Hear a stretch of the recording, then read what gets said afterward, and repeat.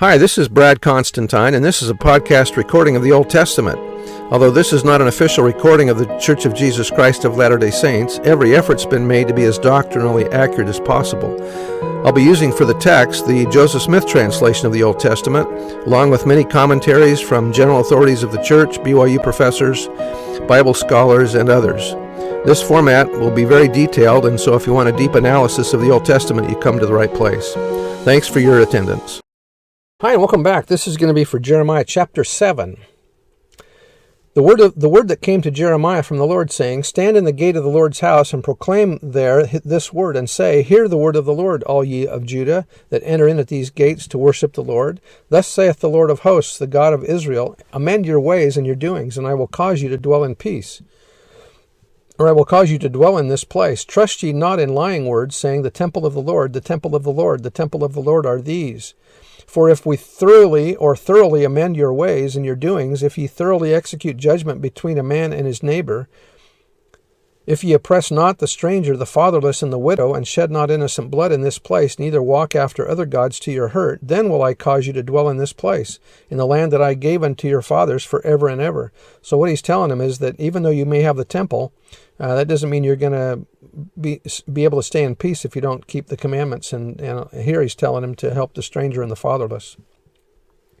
Verse 8, Behold, ye trust in lying words that cannot profit. Will ye steal, murder, and commit adultery, and swear falsely, and burn incense unto Baal, and walk after other gods whom ye know not? And come and stand before me in this house, which is called by my name, and say, We are delivered to do all these abominations? Is this house, which is called by my name, become a den of robbers in your eyes? Behold, even I have seen it, saith the Lord. The temple would not save them. The boldness of Jeremiah's statement can be realized only when one recalls the importance given to the temple by the reforms of Josiah in 621 BC. Josiah had made in the sole place of sacrificial worship of Jehovah for all Jews in an attempt to stamp out idol worship. The temple and its priests thus had acquired by this time greater importance than ever before. Then in the name of Jehovah, Jeremiah issued a challenge that stuck at the very existence of the temple. He plainly told the Jews that if they would mend their ways and become righteous, they would be spared. Otherwise, not even the temple would save them, because they had made the temple a den of robbers. Because of the great reverence the people had for the temple, though it was a false reverence, it is not surprising that Jeremiah was quickly arrested and imprisoned. The language of Jeremiah 7:11 combined with that of Isaiah 56 was used by Jesus when he cleansed the temple. That's from the Institute Manual. Verse 12. But go ye now unto my place, which was in Shiloh, where I set my name at the first, and see what I did to it for the wickedness of my people Israel. The ark of the covenant had been kept at Shiloh. This tells that the ark would be taken away. After the Israelites under Joshua conquered the land of Canaan, the tabernacle, the equivalent of the temple, was set up at Shiloh. Eventually, Israel became so wicked that they set up graven images and worshipped them in direct competition with the tabernacle. A short time later, the Philistines attacked the Israelites and defeated them. They overran Shiloh and took the Ark of the Covenant in the battle. The parallel between Israel and Judah should have been evident, but for the wicked to look to the temple as a source of protection was foolish. Jeremiah, in chapter 7, reminded the people that obedience is more critical to God than the outward rituals of sacrifice performed in the temple. Again, that was out of the manual. Verse 13, And now because ye have done all these works, saith the Lord, and I spake unto you, rising up early and speaking, but ye heard not, and I called you, but ye answered not.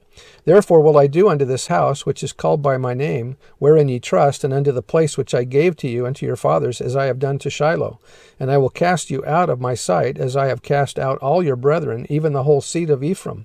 Therefore pray not thou for this people, neither lift up cry nor prayer for them, neither make intercession to me, for I will not hear thee. Seest thou not what they do in the cities of Judah and in the streets of Jerusalem?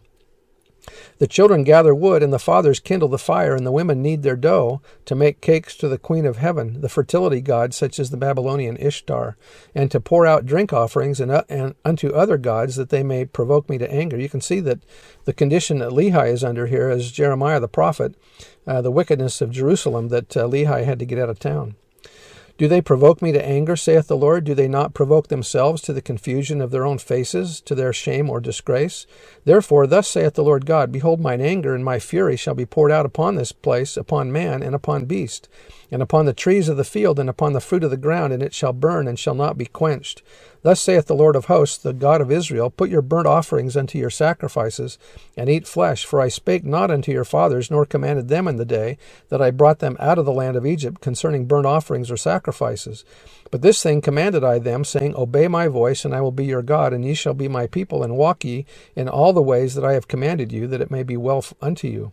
But they hearkened not, nor inclined their ear, but walked in the counsels and in the imagination of their evil heart, and went backward and not forward. Since the day that your fathers came forth out of the land of Egypt unto this day, I have even sent unto you all my servants the prophets, daily rising up early and sending them. Yet they hearkened not unto me, nor inclined their ear, but hardened their neck. They did worse than their fathers. Therefore thou shalt speak all these words unto them, for they will not hearken to thee. Thou shalt also call unto them, but they will not answer thee. But thou shalt say unto them, This is a nation that obeyeth not the voice of the Lord their God, nor receiveth correction. Truth is perished, and is cut off from their mouth. Cut off thine hair, O Jerusalem, and cast it away. This is a symbol of grief. And take up a lamentation on high places, for the Lord hath rejected and forsaken the generation of his wrath. For the children of Judah have done evil in my sight, saith the Lord. They have set their abominations in the house which is called by my name, to pollute it.